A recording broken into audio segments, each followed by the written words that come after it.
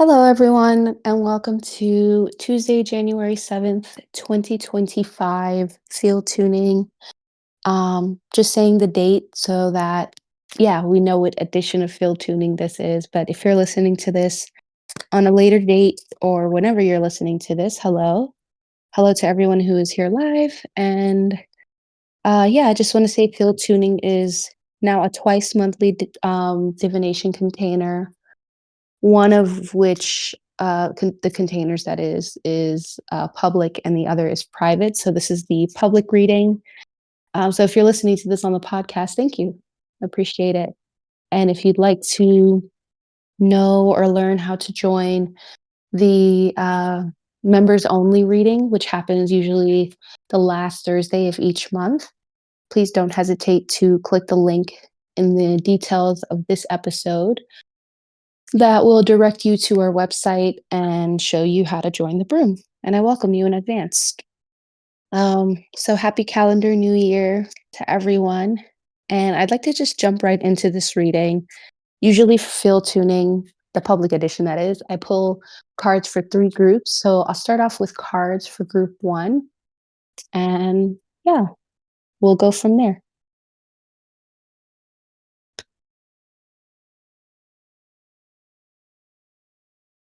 All right, for group one, let's pull these cards. I'm using the Goddess Tarot as I have been for the last couple of months. And I'm also using the Beyond Lemuria Oracle cards. And I'll pull an Oracle card for at the end of each group to kind of tie up the reading. So group one. For group one, excuse me, we have the Princess of Swords, the Prince of Cups, the Queen of Pentacles. Any other cards for group one? We have the Wisdom card represented by the goddess Saraswati. Any other cards for group one? Also take this time to welcome anyone to um, sort of tune into each group, even before I pull the cards, to see if there's any group that you align with or you might be aligning with already. Energies may be calling to you. You might feel a pull towards either group one, two, or three. And if you're here live, as always, I welcome you to share that in the chat if you feel like it. Which group do you feel aligns with you? Any other cards for group one, Spirit?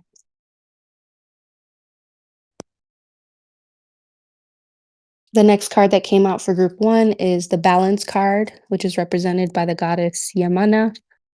Any other cards for group one? For the month of January.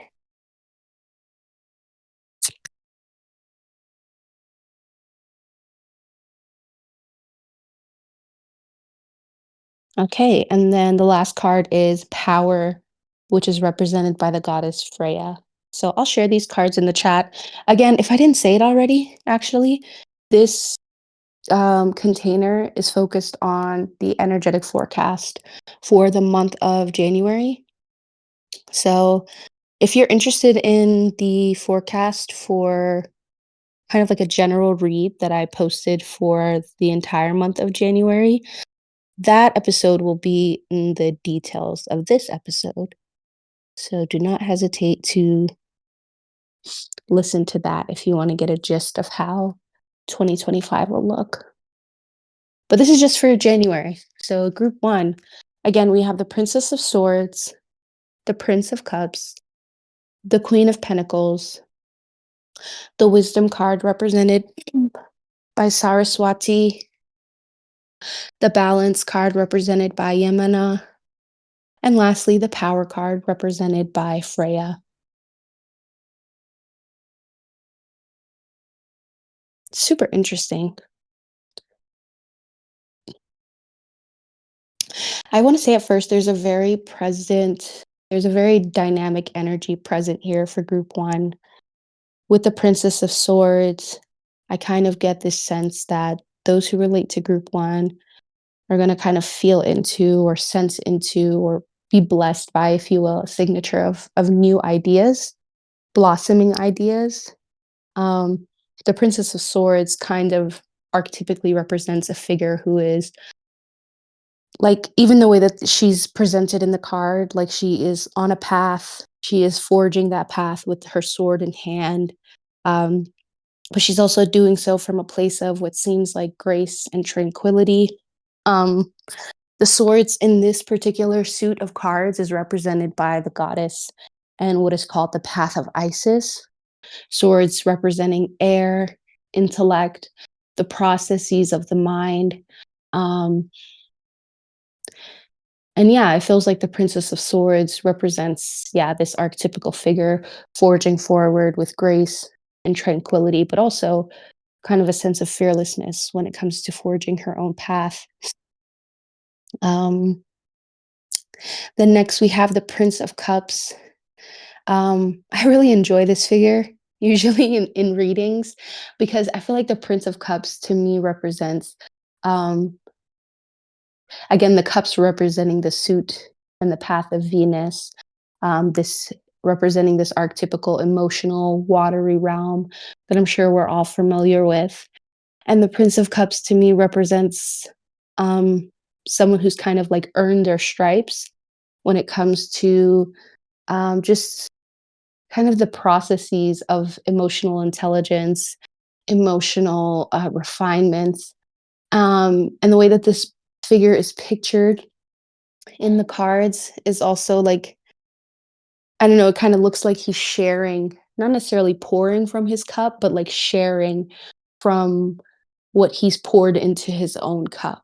And so it reminds me of the adage of like, or just the idea of how different people and ourselves, how we can radiate this sense of wisdom, this sense of emotional stability when our proverbial cups are full.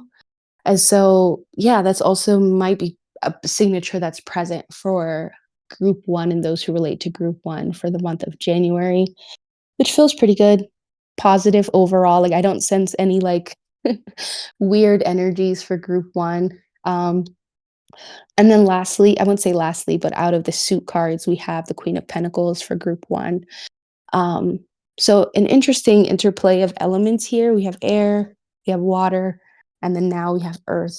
The Queen of Pentacles, to me, I think even the cards say this. She represents this archetypical like earth mother, this person who is kind of, I know she's like pictured on the throne, and when we think of queen, we think of perhaps rulership. We think probably of like monarchies, but the Queen of Pentacles archetypically to me represents this figure that embodies like the wisdom of the earth from its very like visceral sense, right? The wisdom of how to navigate in nature, how to navigate in the wild, but also like the wisdom of and the savvy of how to navigate like social situations, political situations, fiscal situations, like when it comes to the matters of the earth. The Queen of Pentacles is this archetypical like earth mother goddess. And it just reminds me of like, I don't know if y'all have a figure like this in your life or family, but like I'm thinking about in films and in movies and even in my own family, like there are some women who just embody this savvy, like you go to them for advice. And that advice can be about anything like relationships, it can be about investments, it could be about children, it can be about fashion, and they somehow have some sort of like salient feedback to give. Um, and that's kind of what this Queen of Pentacles, that's what comes to mind when I see the Queen of Pentacles or when I witness this archetypical figure. Um, so let's get into, yeah, let's just read what these cards are about just so we can round out the signature present here for group one. And then I'll get into the goddess cards. I think it's very interesting that group one got goddesses all throughout the rest of the spread, but yeah, we'll read about the goddesses as well. So moving backwards a little bit, going to the Princess of Swords, it says that holding her sword as a staff rather than as a tool of defense, the Princess of Swords is able to cut her way through the marsh. At one with her intentions, she does not allow herself to be confused by anything. The meaning of this card is incisive movement, cutting through confusion, and focus. That's pretty powerful here. I like that word focus. Um, I think that is the only sword card that explicitly talks about focus. Like the Prince of Swords, for example, uses his sword to gauge different situations so that there's no confusion. The King of Swords represents mostly like wisdom and clarity. The Queen of Swords represents this intellectual understanding of life, but the Princess of Swords is the only one that mentions this sense of focus, which feels important to say. So that's pretty cool to me. I feel like focus is probably also really helpful when it comes to matters of the mind, right? 'Cause it's probably really easy to get lost in the mind and the matters of the mind. So I'm also thinking about how focus might be really refreshing for the beginning of the year, and probably really serve us when it comes to forging a new path or working with new ideas. So I'm going to move on now to the Prince of Cups. The Prince of Cups, a gentle boy prefers a cup. The water within it is a magical potion, and it can invite love, passion, creativity, or intuition into life. The meaning of this card is an invitation or an offer. This card also represents young children who, with their gentleness, allow one to experience innocence anew. I love that. So yeah, it kind of feels like, huh. When I read that, I think about just this a sense of renewal that the Prince of Cups might represent. This also might just be like the buzz of being in a new year, which is really another sense of a potent kind of energetic signature to start the new year off with, I mean. And so I also get a sense that group 1 might be feeling like, "I'm ready to release the baggage of 2024," which again, feels really generative. Also feels like it'll probably contribute to a lot of focus, not only on and with existing projects, but maybe new projects. Um, so yeah, yeah, that feels really juicy. I'm gonna move on to the Queen of Pentacles now. And it says, the Queen of Pentacles is the personification of life itself. The archetypical Earth Mother, this expansive, joyful, older woman, has the talent to create heaven upon earth. The meaning of this card is fertility, possible parenthood, creating prosperity and harmony, beauty, wealth, the home, and regality. Fabulous. I feel like that perfectly mirrors what I was kind of talking about when it comes to the Queen of Pentacle archetype. So now let's move on to these goddesses. Again, we have the Wisdom card represented by Saraswati, Balance represented by Yemaya, and Power represented by Freya. So we'll start in with Wisdom and read a bit about Saraswati.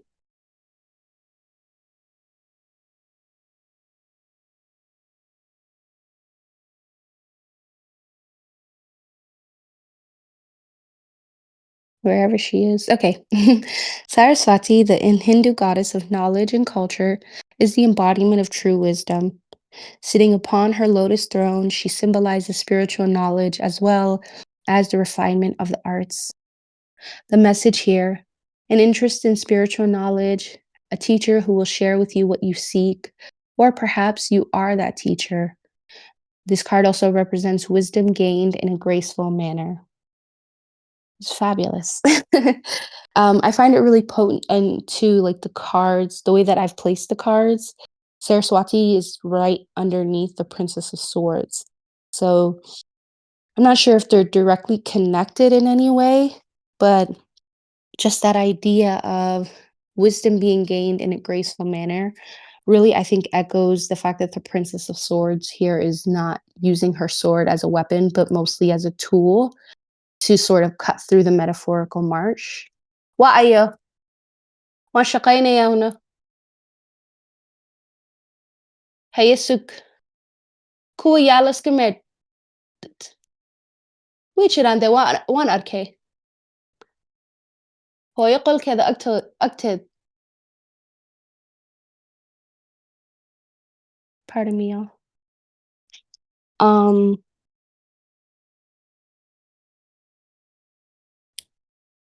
just trying to find where I was.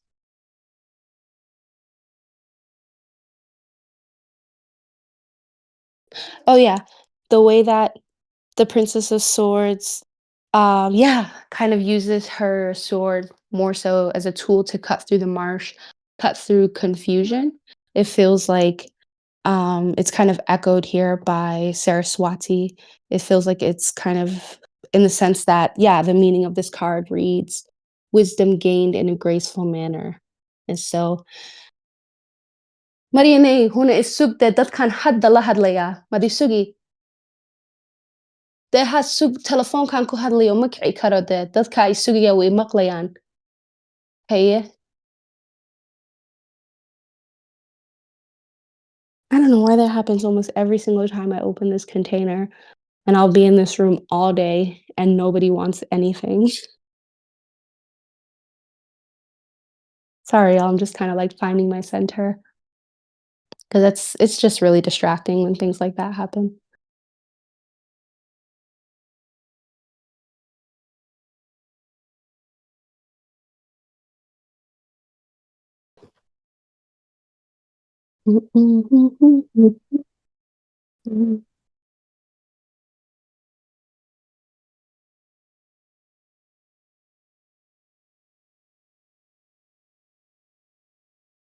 So, yes, this relationship between the Princess of Swords, Saraswati, gaining wisdom in a graceful manner, I think, is a very potent signature for those who relate to Group 1 and moving into the month of January as well.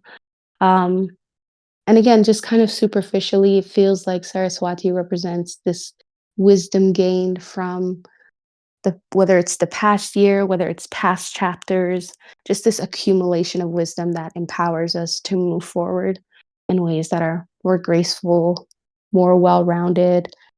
Um, and yeah, kind of help you help yourself in a way. I'm not sure if y'all are familiar with that saying, but that's something that I'm just thinking about when I also used to teach in the classroom. I used to say that a lot to my students, like, help me help you or help you help yourself. And so I feel like that's what Saraswati kind of embodies in this moment. Um, okay, so I'm going to move on to the balance card represented by Yemana.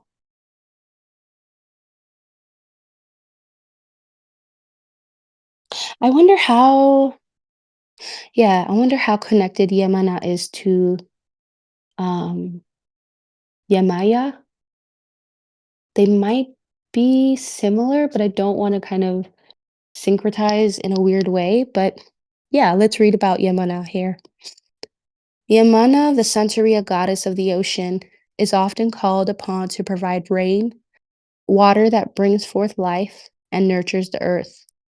Like the waters of the womb, she symbolizes the divine balance between heaven and earth. The meaning of this card is experiencing or seeking a deep sense of harmony and union, integration, moderation, balance between the spiritual, which is symbolized by water, and the physical, which is symbolized by earth or sand. That's pretty powerful.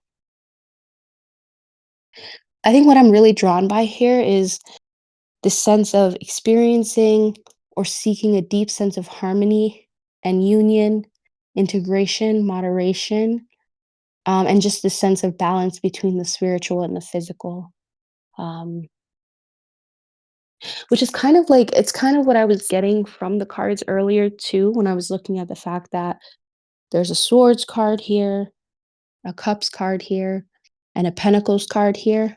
I'm like, okay, this feels like a full spread of elemental wisdom and also a balance between all these different elements, either within us or within our own lives. So I'll say I'm very pleased to see this card here. Um, yeah, this idea also of balancing between heaven and earth, I think also feels really productive. Um, just for yeah, this sense of integration, this sense of cultivating wholeness. I feel like just in general, balancing um the relationship we have with the unseen and the seen, the physical and the spiritual, I think can, I don't know, just in general, like balance balance us. I mean, I'm using the word that's the card here, but yeah, and just in general, like balance us, balance our output in life, balance our relationships. And I don't think that there's a way to get that right. I don't think that it's prescriptive, but I think that Yemena here kind of is again an archetypical sort of mother of this process and just represents how many of us on the spiritual path are mothering ourselves through that process, right? And so I feel like there's also a part of me that can really relate to this as well, where I'm just thinking about moments where I've had like huge spiritual openings and huge spiritual emergences. And I've had to kind of ground those moments of awakening, those moments of recognition and realization into not just my everyday life, but grounded into the reality that I'm probably gonna have to, like, cook myself a meal after, like, a very powerful meditation or, I don't know, like, I'm probably going to seek or have a desire to just go outside and be with nature, if not to ground my mind, but to ground myself physically, and I'm curious if any of you guys can relate because I feel like, yeah, for group 1, it feels like not just like, oh, there's going to be opportunities for you to balance, but you may already be balancing out these your relationship between the spiritual and the physical. And I find that to be beautiful and also very noble. But it's also, if you relate to group 1, you might have extra support this month, or you might benefit from calling in support from either different guides, different ancestors, different earth and like water spirits that you may collaborate with to help you sort of understand maybe the proverbial ways of water or the proverbial ways of earth to help support you in other processes in your life. So that's pretty juicy, I feel. Okay, thanks for that, Nobu. Nobu put in the chat that Yemana is an alternative spelling of the name Yemaya, the West African goddess of the ocean. Thank you. That's good to know. Yeah, it's even in the card has the colors that represent Yemaya, so that's really good to know. Thank you, I appreciate that. Um, okay, I'm gonna go move on to Freya. Actually, before I do that, let me turn on the light. It's getting dark here.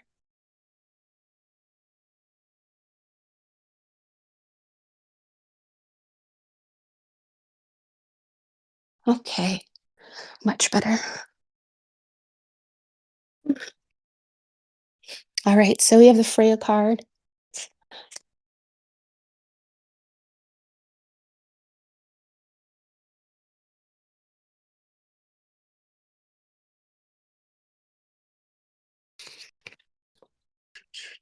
All right, Freya, the Norse goddess of creativity, love, and beauty, shows that true power lies in the ability to discriminate between aggression and passivity, and the ability to choose between them at the right time. Ooh, reading that just helped me sit up straighter. I'm going to read that again. Freya, the Norse goddess of creativity, love, and beauty, shows that power lies in the ability to discriminate between aggression and passivity, and the ability to choose between them at the right time. The meaning of this card is the ability to use power wisely, awareness of one's power, and the ability to lead and inspire others. Freya also represents, quote, knowledge of how to work the system. Ooh, wee. That is pretty profound here. Group one, what y'all got going on? What system are y'all trying to work? It seems like group one has a lot going on in the month of January. I'm not sure if y'all have ambitious goals or if it's just kind of, I don't know, maybe spiritual initiation for time for some of y'all, but that's pretty powerful to me. I think what really stands out to me about what Freya represents here is this ability to use power wisely, um, which again feels in line with some of the other cards that I've pulled for group one. Um, it feels like Freya is here to like remind those who relate to group one that like power is not just something to be thrown around, not just something to wield against people who are less powerful, but it's something that can not only propel you forward, but it can propel like a community, a people forward when it is used wisely and in right doses. Um, I also get the sense that maybe there is some initiation around the sense of power for group one, right? Like understanding that power is not all bad or all good, and that there are times where we are to exert our power, whether it's the sheer will of our like physical strength, whether it's the will of our mind, the will of our emotions, um, the will of our passion. Sometimes it's important to bring that forward and not stay in a state of docility or stay in a state of passivity. And then there are some times where it calls for, again, like a tempering of that power, and doing that enough kind of teaches you um, the discernment and the know-how around when it is time to maybe exert power and when it's time to kind of be in a more witnessing position. And I wouldn't call that passivity. It feels like taking on positions of maybe witnessing or taking the back seat when you know your power can actually be a an expression of wisdom, and knowing, and again, discernment and knowing that, hey, maybe this is not the right place to exert my power. Maybe my power is not appreciated here. And it's like moving around or like moving away from certain situations, not in a way that avoids those situations, but again, discerning when and where and how to exert a certain sense of power is what I think Freya is here to teach us, at least here in this particular spread. That's pretty sweet. Group one, I'd say, is there any? Well, I'll pull an oracle card and let's just see what's here for group one. If there's any like vaster wisdom, practical wisdom for group one for the month of January before I close out this spread.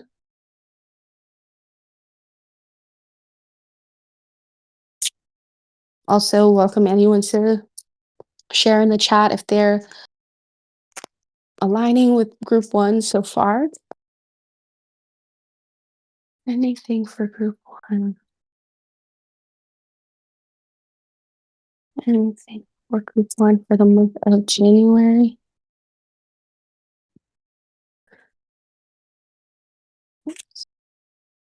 Okay, for the oracle card that I pulled for group one is the home card.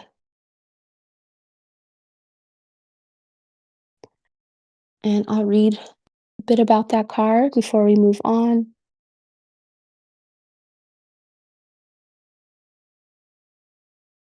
The home card represents heart-based presence, grounding, finding home within yourself wherever you are. The body as a temple for the soul, travel, finding family wherever you go.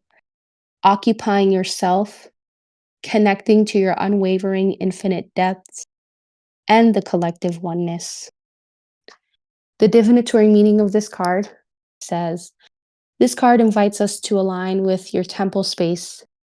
Consider all the amazing things your body does and how you effortlessly move through reality. Becoming aware of the many gifts that come from a deep sense of truly occupying your quote unquote self. Often, very intuitive souls exist within the upper chakras. You may struggle with the density of quote unquote humaning. You may not feel like you are from here, but as though you are more accustomed to navigating a world with different parameters. At this time on earth, it is a blessing to have a vessel of a body. It is an opportunity to make a difference, so celebrate it.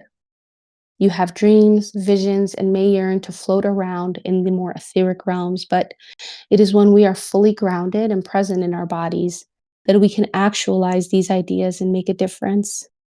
Be grounded, find your home, as just like a tree, the deeper our roots, the higher we can reach into the heavens. What a lovely reminder.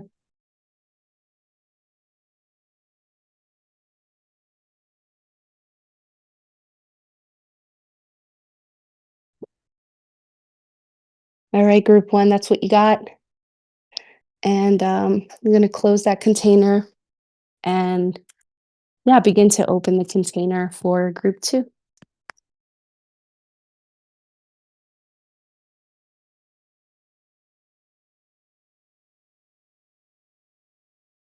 Group two for the month of January, Spirit.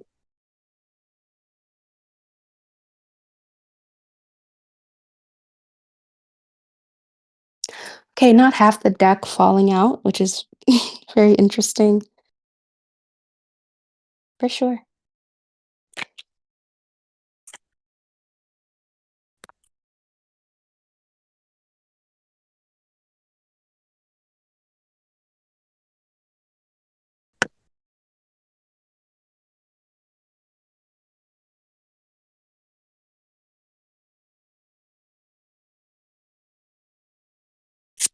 Any other cards for group two?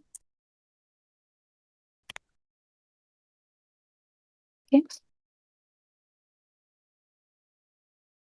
Group two. Wonderful. Any other cards for group two? Okay, that's like six cards. One more card for group two. One more card. Group two for the month of January. Fabulous. Okay. So for group two, we have the Four of Staves. Next, we have the Two of Pentacles. Then we have the Transformation card represented by the goddess Ukemochi. Then the Six of Cups.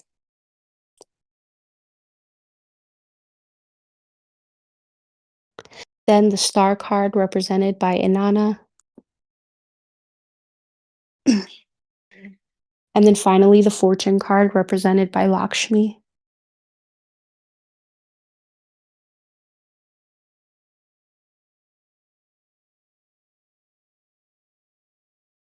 So for group two, starting off with the Four of Staves, I think the first thing that kind of pops into my channel when I look at the Four of Staves is um, marriage of will, a union of will. The staves here represent our willpower, represent our inner fire. The Four of Staves represents this couple underneath a marriage garland. Um, and so for some people, this does represent marriage, um, or this could be like a marriage of forces, a marriage of mind, and again, a marriage of will. Um, Four also is kind of like a foundation number in just traditional numerology. Kind of represents like the base of a building or the foundation of a building. Um, And so, yeah, to me, the Four of Staves is representing um, this marriage of different parts of ourselves, of our, again, will, mind, whatever it is, kind of coming together to drive something forward. Um, and as also when we think about marriage, I'm kind of like, okay, there's like this sense of like marriage in a traditional sense where like two people join family to like drive like an ancestry forward.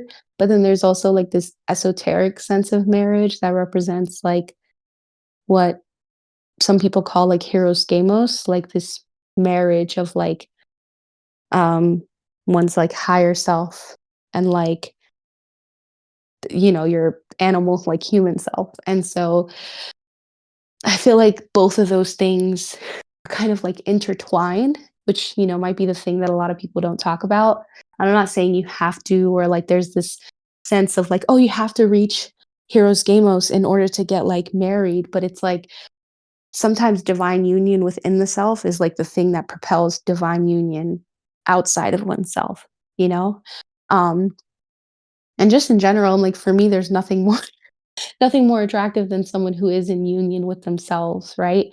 And sometimes just by sheerly embodying that inner union, whether it's the union of your will, the union of your mind, the union of your emotion, the union of your current self with your past self, some of those things, like to me, not only like help us radiate on the physical plane, but to me, like those things make you bigger in the spiritual world, or like you take up more space in a good way in the spiritual world when you're in union with yourself in that way. Um, and so sometimes it can send the message, to your ancestors who are um this is so interesting because I've been thinking about this recently, how you can partner with your ancestors and different spirits on your team to help you find a union. I think that that's actually like very wise, just in general. Um, to yeah, just partner with there are some ancestral spirits who are like super pointed and sometimes there to help you find not only just your person but like your tribe. And so those who relate to group 2, if I'm not sure if there's, like, a ritual here or there's, like, a ritual that I can teach you about, but I'm like, it feels potent to maybe, like, I don't know, sit in a meditation and maybe call on some of those, ancestral spirits and maybe even, like, pay close attention to, like, ancestors, whether living or in other realms, who have a strong union. Again, not only just with another person, but maybe just like a strong union with themselves or like a strong union with their passion or, an intellectual project and just see how they work and like witness them and see if there's wisdom that's there and just available to impart upon yourself. But similar to group 1, where it feels like, oh, maybe group 1 is like experiencing initiation of power, it feels like group 2 might be experiencing just exposed to initiations that have to do with unions. And I'm kind of jumping around here, but instantly I was just kind of called to the transformation card and just this way that unifying with the right, not only just people, but the right spirits and parts of yourselves can be incredibly transformative. Um, can kind of just I don't know, like, a lot of people say that as well, like, the right person in your life can, like, transform your life completely, and I've definitely, like, seen that. I've definitely, like, believed that, and I've seen it, like, happen to me for better or for worse, so I don't wanna be like, "Oh my god, you can transform into your best self once you, like, find your person." I feel like that possibility is there, and then there's also a possibility of things on the other side, like the other polarity, right? So yeah, there's a lot there. Um, there's a lot there when it comes to the Four of Staves, and then,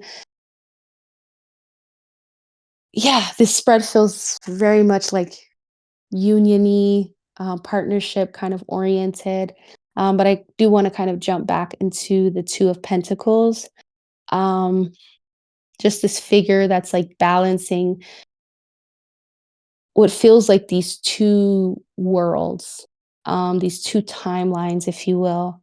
Um, and it feels like there's this interplay between the Four of Staves and how that's being interpreted, and the archetypical figure that's present here in the Two of Pentacles, right? Um, and I'm not sure if all of us can relate, but there's part of me that's like, oh, I can relate to that. Like, kind of seeing my path fork into a bunch of different directions. Um, Seeing myself fork into a bunch of different directions and like balancing the fact that I can see and witness those different timelines and those expressions of myself, not shutting down or denying myself any particular expression, but kind of similar to this Two of Pentacles character, sort of juggling these different, this is very esoteric, right? These different realities, these different timelines to, yeah, come not only just come up with the best outcome, but yeah, kind of feel into which of these timelines would draw the best out of me, um, would transform me, would make a difference, would create union within myself, more peace within myself, right? So that's kind of what's kind of flowing forth from me when I tune into the Two of Pentacles. Um, the transformation card, moving on to that card. Yeah, this card just feels very indicative of what might be on the menu for the month of January. For those who relate to group two,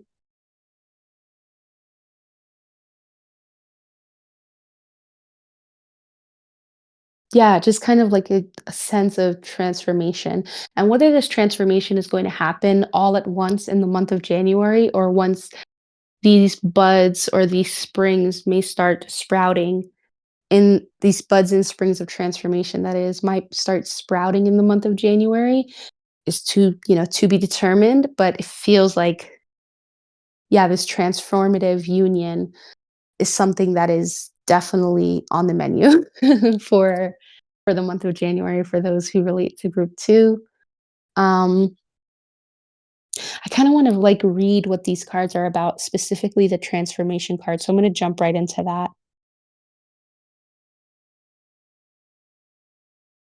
Okay. So the transformation card represented by the goddess Ukemochi says, "After her death, the Japanese food goddess Ukemochi's body transformed to supply food to humanity. Her head turned into cows, grain sprouted from her forehead, rice plants sprouted from the goddess's belly, and so life was transformed from death." Ooh. The meaning of this card: transformations, the need to allow something to die in order to create room for the new, painful change that is necessary, and the act of creating life out of death. That's pretty potent. That's pretty potent here. Um, I'm not even sure what else to say about that. It feels just like such a visceral picture. Um, this act of a goddess's body being transformed to supply food for humanity just feels just so potent right now. Um, and I'm glad that the card speaks to like how painful that process is, but also the pain in turning like, I think a lot of people talk about the cycle of life, that's like life to death, but then it's also like, what about death to life? Like turning something that's rotted and either emaciated or already sort of completing its rotting process and turning that into life, is also part of, I think, that cycle when it comes to the spectrum of like life and death. Um, and yeah, it just feels like incredibly sacred as well. It's a sense of the way that Ukemochi represents this archetypical process that a lot of us have to go through and probably will have to go through. Um, and just how sacred creating life out of death is. Um, I'm just kind of, I guess for me on a more personal level, it makes me think of like when people have to like get themselves out of the quote unquote mud in life when they're just like very down and very out and they don't have much, whether it's energy or inspiration or momentum, and they have to turn that into something, um, or transform themselves into a state where the energy, momentum, and the will to keep living is kind of imbued back into their souls. And so, yeah, it's it's just really interesting because I am coming back to union when it comes to this and how, oh gosh, there's so much coming up because I'm like I've been thinking about that a lot as well, how like marriage and union is like, dying in the sense of like it's a death of one version of yourself or like um dying to a version of yourself to be reborn, right? And I was watching a video of this young woman who was like and grieving on her wedding day, and she was just speaking to how she took up space in her family and had this role in her family when before she was married, and then when she became married, it's like who she was as a daughter had to like die and be recycled so that she could be a wife. And of course it's not that linear. You don't ever really stop being a daughter when you become married, but it does take on a different form. um, and so that might be true for a lot of people as well. Like maybe they had a certain persona or a sense of self that they embodied when they were single and before they thought about building a family.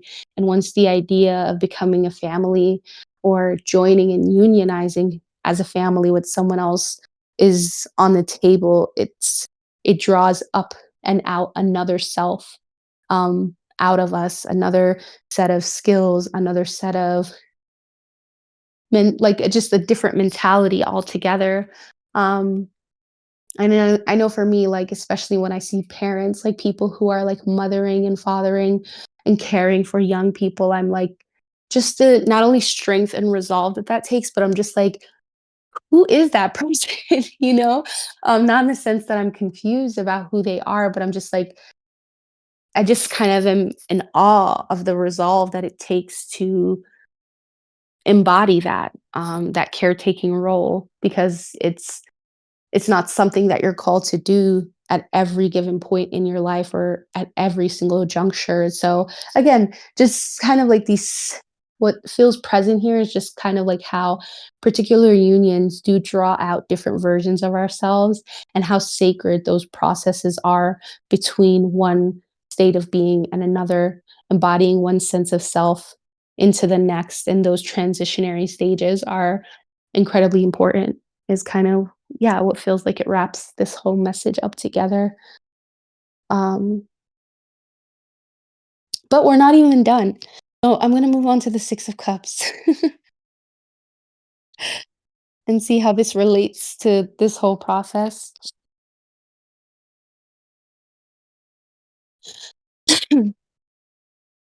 So the Six of Cups here reads, pulled by the moon's gravity, the tide has risen and flooded around six cups. They are filled with flowers as an offering to Venus, symbolizing the rejuvenative aspects of the divine feminine. Wow. The meaning of this card is harmonious home, children, childhood memories, the longing for sweetness and innocence of the past.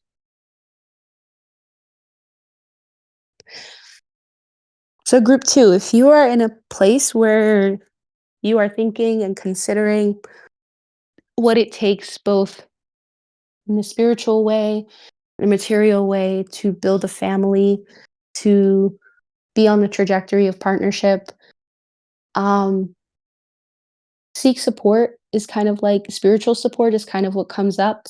Um, and make an offering to Venus if you need to. That's my mom calling me. I'm gonna call her back. Um, yeah, make an offering to Venus, however that feels aligned to you. If it does feel aligned to you, um, Yeah, and that's what feels potent to say about the 6 of Cups. Let's read a bit about Inanna to see how she builds into all of this. The star card represented by Inanna. Clothed with the stars, Inanna, the great goddess of the Bronze Age, was honored with the title Queen of Heaven. The meaning of this card: follow your dreams without fear. Don't be afraid to make them happen. Success, good fortune, and creativity.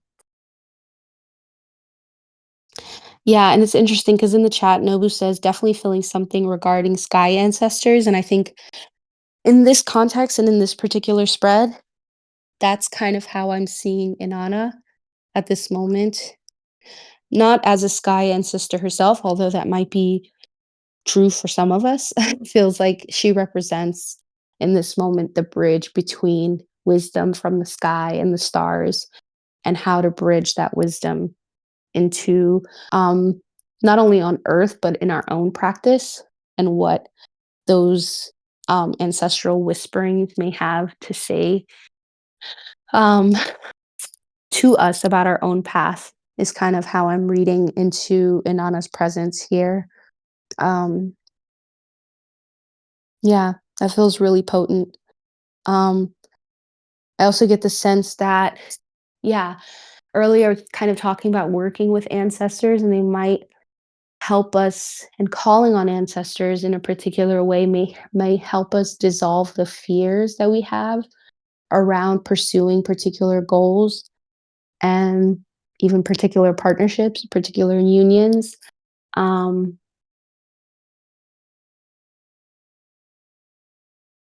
and yeah, it feels like Inanna represents this robust, like she is this robust goddess, and she sort of, yeah, represents this marriage of like ferocity and also like this like deep sense of, at least to me, and when I've worked with this goddess before, this like deep loving energy, um, a love of like not only just herself, but of her people, of her purpose. And we may need some of that passion moving forward into the month of January and beyond. And so um, I'm not sure how comfortable everyone here feels with just like working with particular goddess archetypes, but if it does feel aligned, um, and you're already making a petition to your ancestors and particular spirits for particular things, it might not hurt to invite her into the ritual space to help amplify some of the things that we're calling into our lives. Um, yeah, pretty pretty beautiful.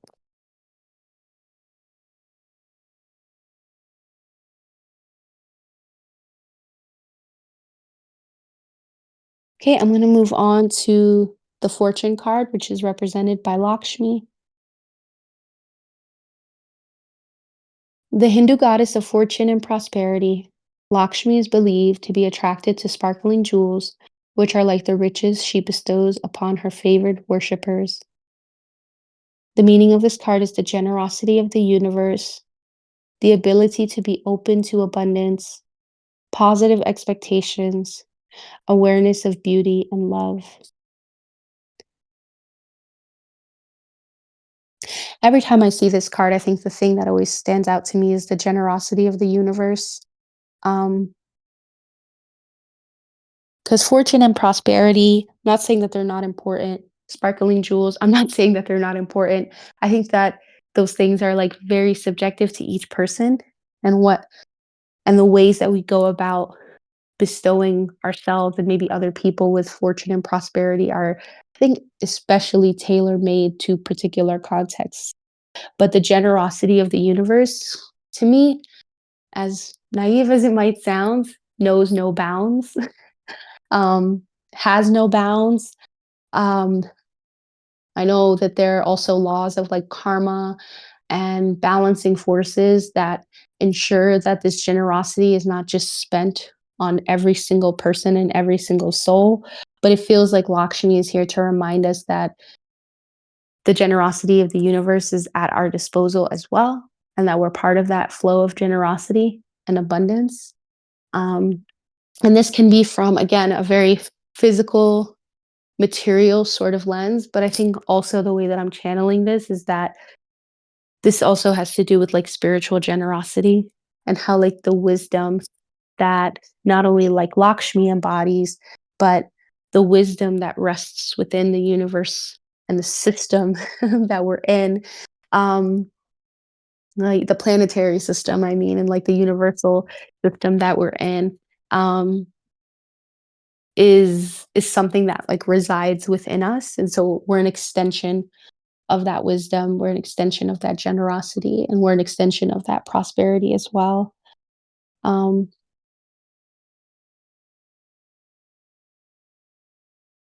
So yeah, I'm not gonna say call Lakshmi into a ritual because it doesn't feel aligned to say in this moment, but it feels like she's here as an archetypical reminder of how, um, yeah, fortune and abundance is part of what I think a lot of people call a birthright. And to me, an extension of what is a birthright is just an extension of us being born on earth and in physical bodies and here at this time and place on earth. So I realized I didn't read the Two of Pentacles. I'm gonna do that before I pull an oracle card. That's the Two of Pentacles represents a woman juggling two pentacles, completely focused upon her act. She does not drop the pentacles. And the meaning of this card is the ability to juggle several situations at once: jobs, opportunity, grace, bounty, commerce, and expansion. Amazing. And the pentacles do represent the path of Lakshmi. So it does feel like there's this interplay between the fact that Lakshmi showed up here and that we do have the Two of Pentacles. Um, yeah, group two, there's a lot of like spiritual energy here and present at your disposal. I'm gonna pull an oracle card to kind of round out this part of the reading, but yeah, call on your guides for support throughout the month of January. Be open to transformation, just as a summation of what I've said so far. I know I said a lot. Um, and Yeah, be open to also the wisdom, not only in the stars, but yeah, I think also astrological cycles, what the planets are up to might provide a lot of solace as transformation may be on the horizon, and also an opening to potential partnership. Again, whether this is partnership and building a family in a more traditional sense, if it's like business partnerships, collaborations, I think all of that is kind of on the menu for group two for the month of January, which is pretty fly to me. Let's see. Any wisdom for group two in the month of January? Cha, cha, cha, cha, cha, cha, cha, cha.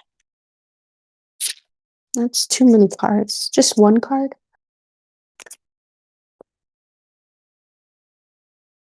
Okay.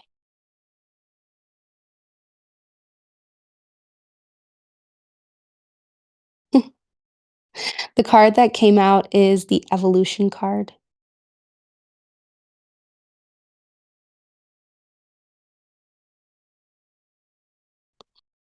Let's see. And I'll read a bit about this card.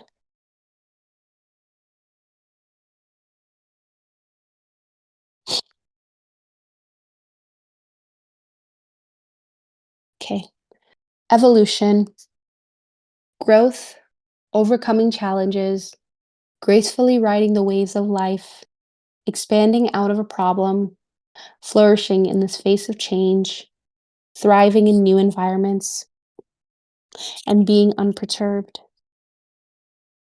The divinatory meaning: look for ways that you can flourish in the face of a challenge. Tap into your original passion and remember why you chose the path that brought you to where you are now. Break a problem down to its elements and be creative in how you tackle them. Consider how you may make it more fun and inspiring. Alternatively, be present and ask how you can learn, grow, and become stronger through what is happening for you. Focus on the aspects of your situation that make it all worth it. Draw on the inner resources that can pull you through. You have the qualities you need to shine, so don't lose sight of the bigger picture.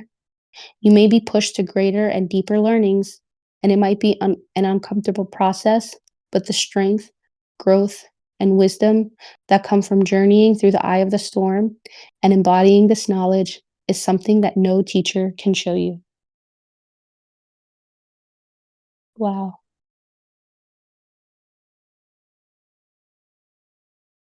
that's pretty powerful, group two. So I'm going to kind of close that container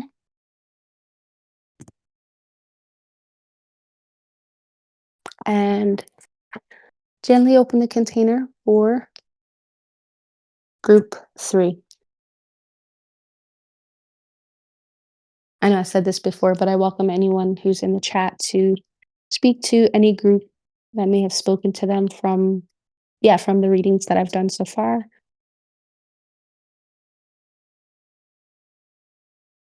or any cards in particular that may even be speaking to you if it's not just a group.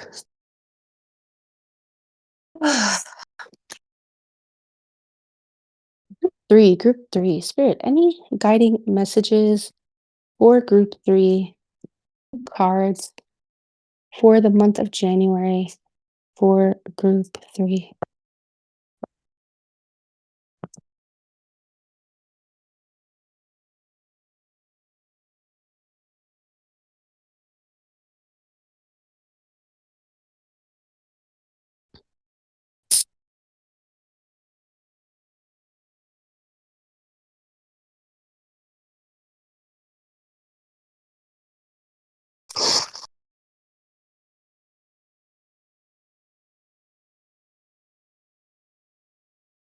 Group three.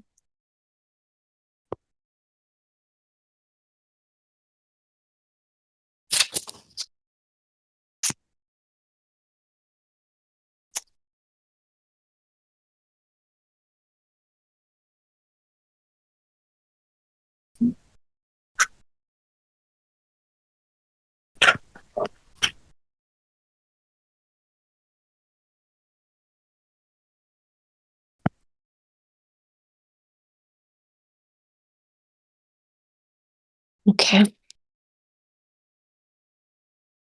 Okay. Group three.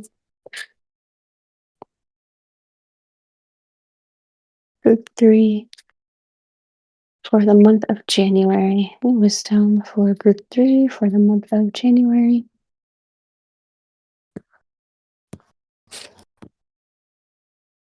Interesting energies. Any other cards for group three? Okay.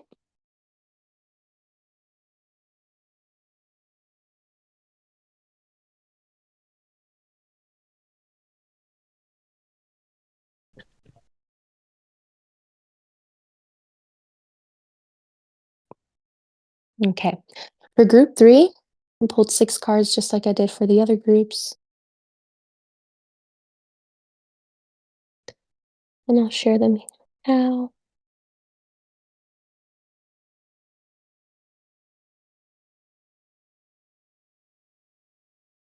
So the cards that we have for group three, the first one is the Five of Staves.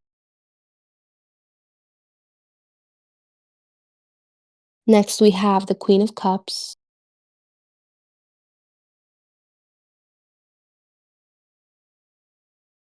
Then we have the Nine of Staves, followed by the Ace of Pentacles, the Five of Cups, and lastly, the Ten of Pentacles.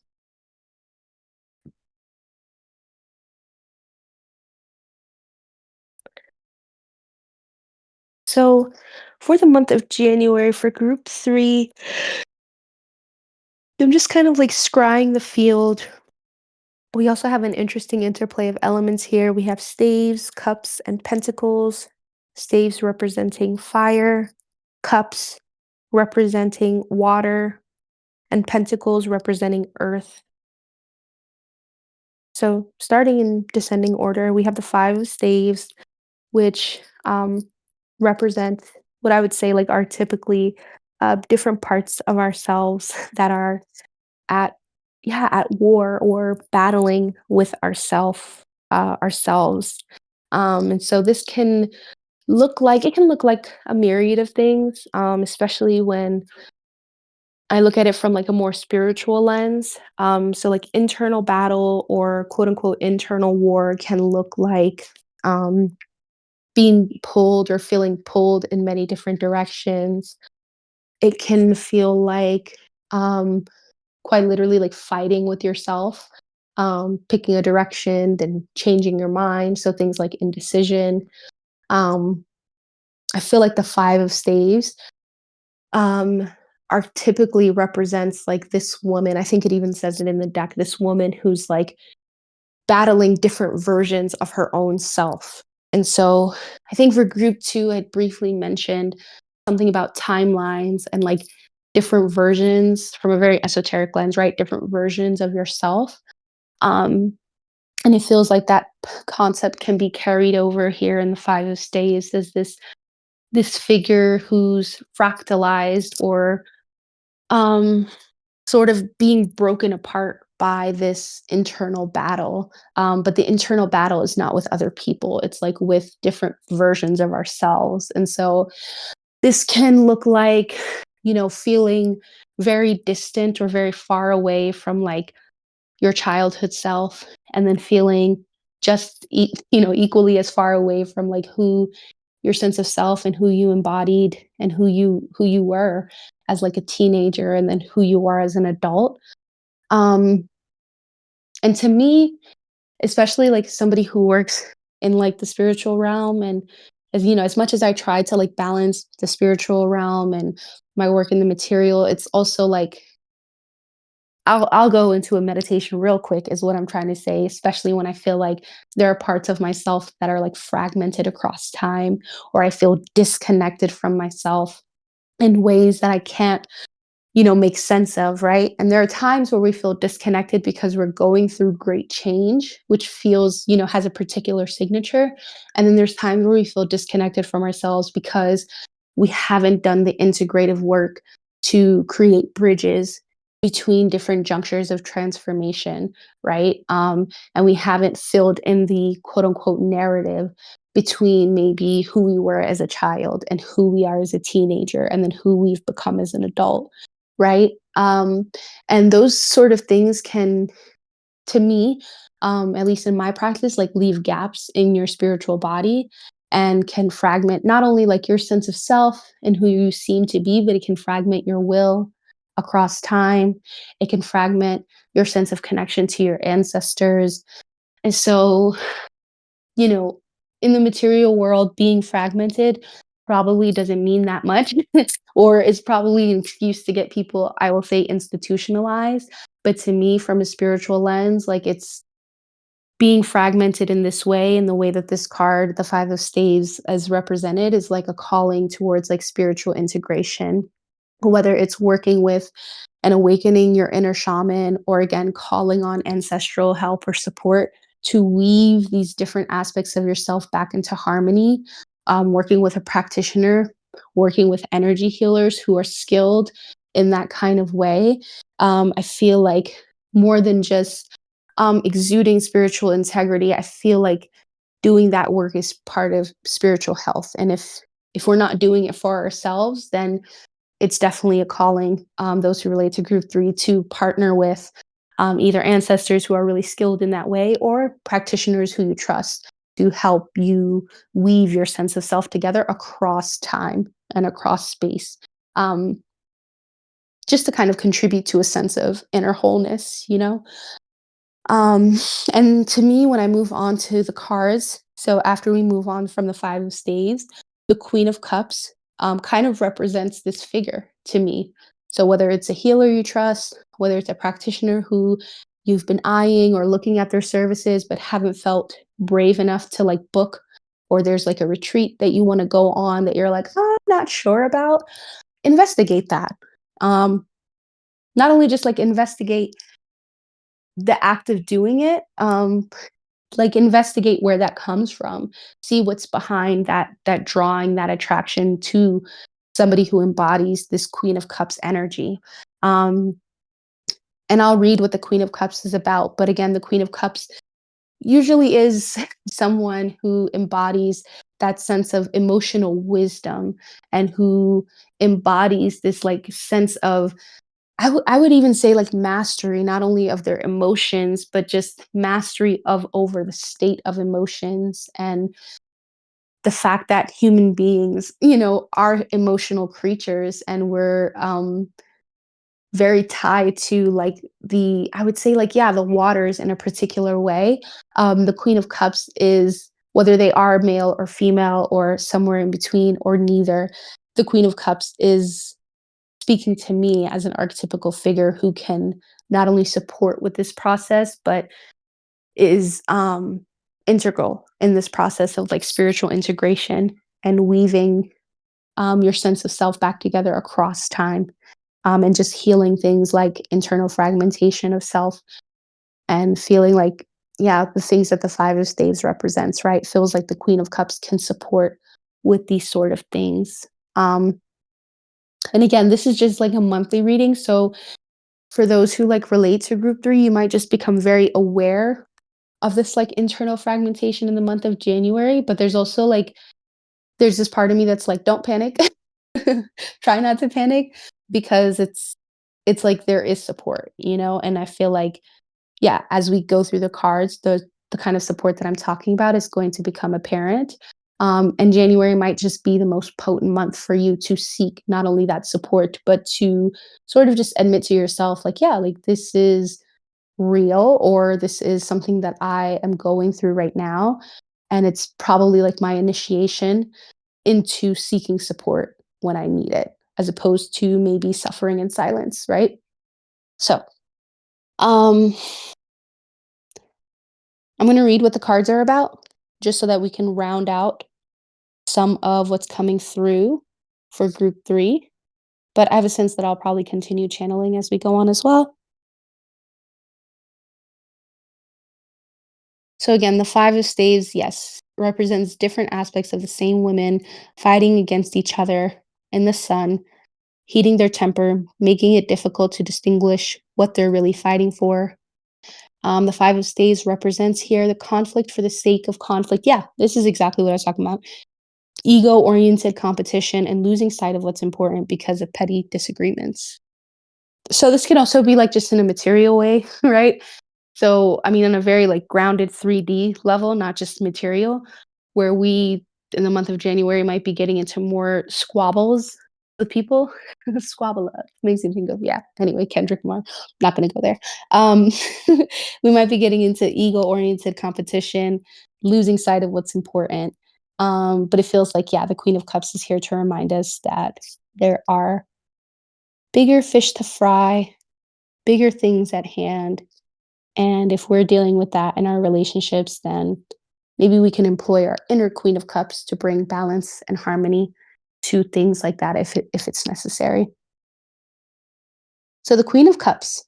The full moon is a halo around the crown of the majestic Queen of Cups.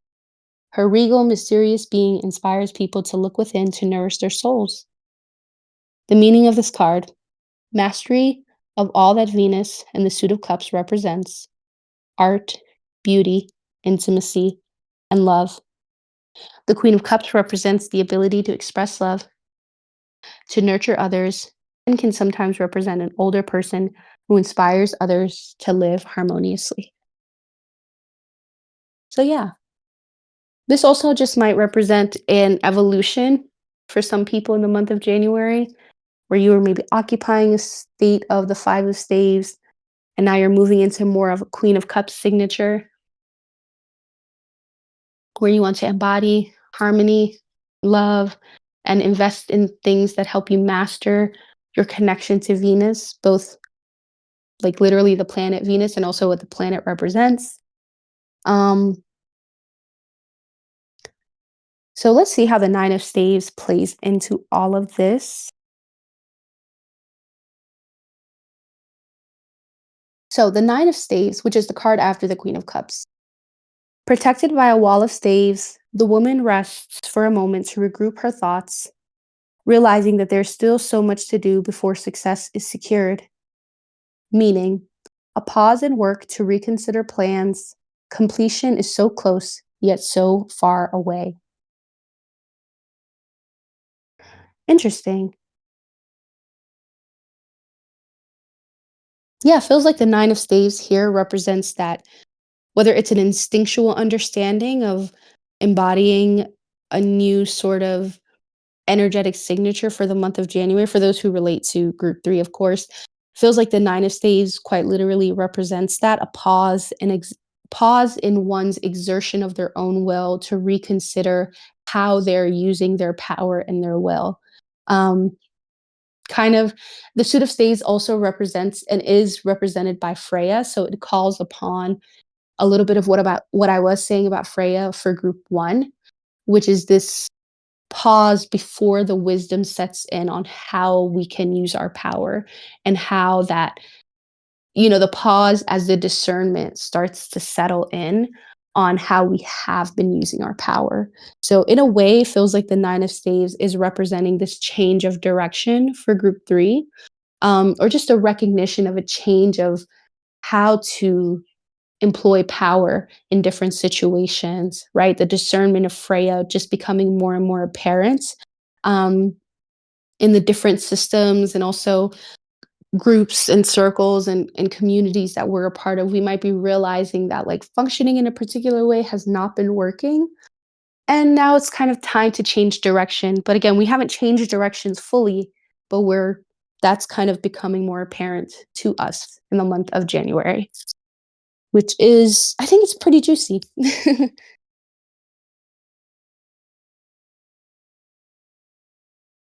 So the Ace of Pentacles is the next card.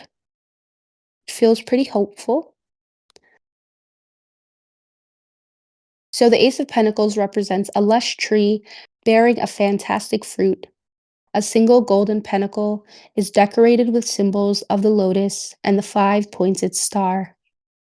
The meaning of this card is the purest evocation of prosperity, fertility, and generosity, the beginning of a new phase of life that promises all these things. So, group 3, I'm wondering if there's, a sense of review of how you've been moving from whether it's last month or last year or maybe even last week. It feels like group 3 is in this place of kind of rewriting their intentions. Um, and with that rewriting of intentions, I love how this card speaks to the purest, what it says about the purest evocation of, um, let's see here, prosperity, fertility, and generosity. And so it kind of feels like turning of a leaf in a way for some of us, and for some of us in group 3, realizing that like it's really difficult to create pathways of abundance, prosperity, generosity, and sincerity if we're like at war with ourselves or not at peace with ourselves. And so the Ace of Pentacles maybe represents that, again, just in line with this recognition and internal realization that maybe something needs to change. And the Ace of Pentacles is, to me, speaks to the pinnacle of that change coming to a head, and becoming real, so to speak, for many of us, and realizing that, like, hey, maybe I've been blocking my own blessings, and that's okay. And maybe, I don't need to instantly be more generous to other people, or this is not about being kind to other people, instantly more kind to other people, but maybe it's about being more kind to myself, being more forgiving to myself, being, um, recognizing when my inner dialogue is kind of blocking my own blessings or is standing in the way from me seeing my blessings. And it feels like the Ace of Pentacles, again, is just kind of this archetypical figure this archetypical scene that represents this internal realization within our own selves.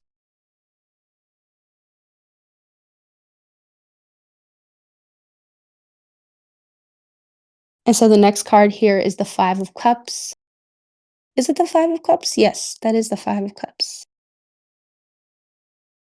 So the 5 of Cups reads, "Three cups have tipped over, spilling their magical water, but not all is lost. Two cups are still full." This card represents disappointments with intimate relationships, disillusionment, sadness, concentrating on problems instead of assets, and the desire to move on. Yeah, group 3. I feel like the 5 of Cups represents how you're gonna feel once you realize, some of what we were talking about when it came to the Ace of Pentacles, which is not a bad thing, right? It's normal, I think, to me to feel disillusioned by maybe your own tactics once you realize that they're not working. Whether it's tactics of relating, tactics of seeking prosperity, whether it's tactics of how you work. I mean, I guess I don't know. I feel like this happens to me a lot when I realize a particular approach is not working. I become sad because I'm like, why did I think that would work? And I think that that's a product of the ego, like the human ego kind of distilling itself, realizing that maybe some of the things that we do are for the ego's pleasure, and for the ego altogether. And so the 5 of Cups kind of represents that internal sense, that internal landscape and how we may feel when we realize like we've been involved in some ego games, even if it is with our own self. And that's okay. Like I feel like honestly, I have realizations like this every week. Like, I think that's why I was saying it's okay. I'm like, I go through this probably weekly where I'm like, "You know what, Hoda?" And I say this playfully, right? Where I'm like, "You down bad because you were doing that for ego, or you approached that from a place of ego, or your process is coming from a place of ego." That doesn't make me evil, but it's like, yeah, it's kind of difficult when you are on a path of like spiritual refinement and you're working with your ancestors who are giving you all this wisdom and this guidance, and you're having these prophetic dreams, and then you just end up acting from a place of ego. Like, there's going to be a disillusionment process. There's going to be a process where you're like, oh, damn, I got caught up in ego games again. And that to me is, again, normal, especially when we think about this distillation of like how we've been using our power, and this distillation of, understanding maybe the why behind why we feel so fragmented in some cases. Those things are not easy to just swallow. Like, we might come to a place where we're like, oh, this is ancestral. Like, this is not just me. This is a pattern that's been in my bloodline, for whether it's like disassociation. That's what's coming up for me right now, right? Like, disassociation is a pattern that's been part of my ancestry for centuries, you know? And the weight of that recognition is going to have an effect on how we feel. But I think that internal ripple that we experience is a sign of life. Imagine realizing that, or finding an ancestral pattern and feeling nothing, right?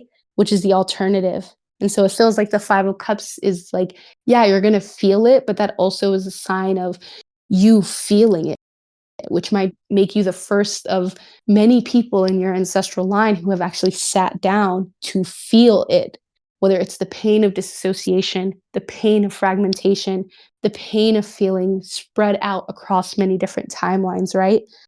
That pain is real. So the 5 of Cups urges and reminds us to feel it, if nothing else for the sake of disillusionment, so that we may have clarity, right?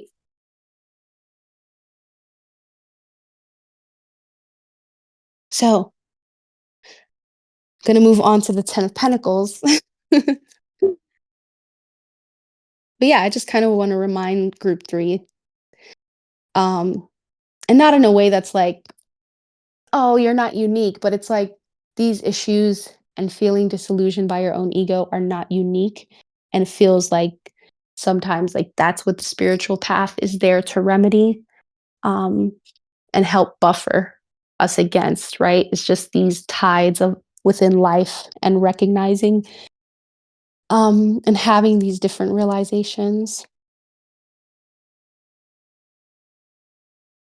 Okay, so the last card here is the Ten of Pentacles, and it says, here the suit of pentacles is expressed in its strongest form.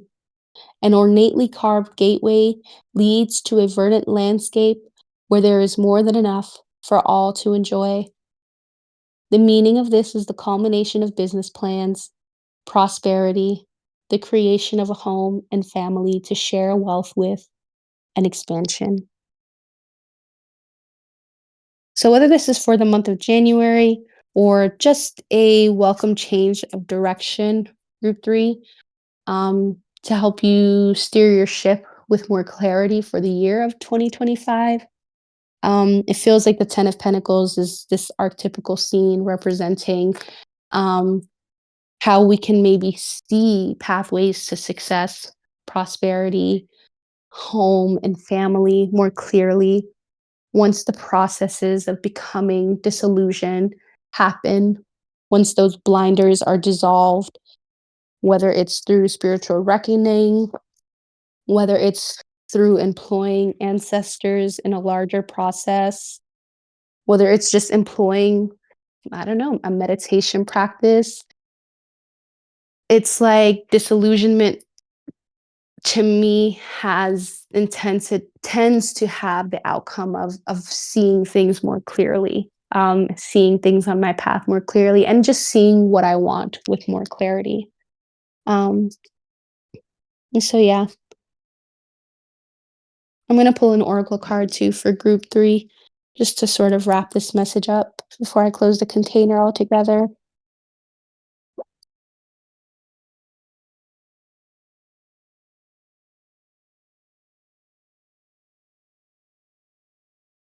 And I know I'm pouring there's, like, another container happening right now, so I'm very aware of the time at the same time, but I do not wanna leave group 3 without an oracle card.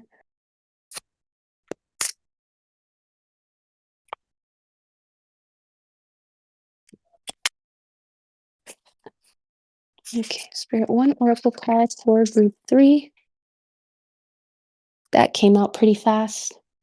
The oracle card that came out for group 3 is the root chakra.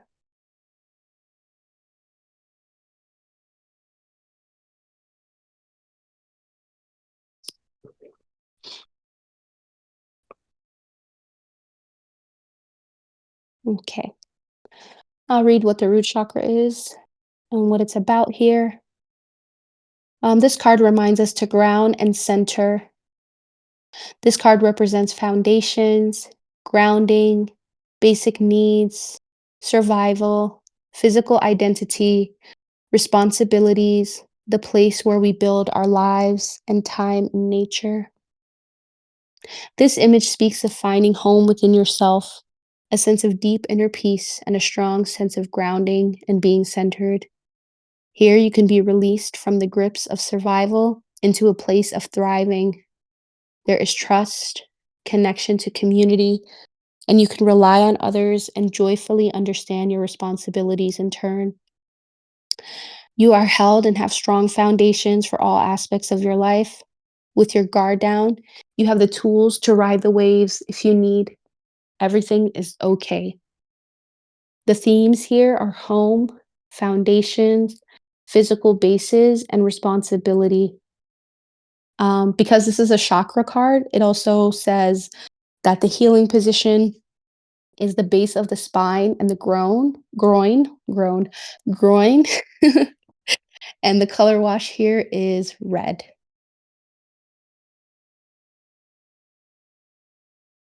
It's kind of, yeah.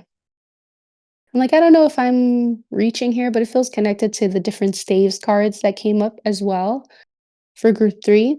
But yeah, group three, that is what I have. And I'm going to close that container as well as take the time to close the entire container of field tuning by saying thank you for listening and tuning in wherever you are, whether you're here live or listening to this at a different place and time. If you'd like to support field tuning and other containers like it. Information to do so and ways to do so will be in the episode details. And again, I just want to thank you all and wishing everyone a prosperous December. Thank you. Not December, I mean January. Wishing you a prosperous January. Peace.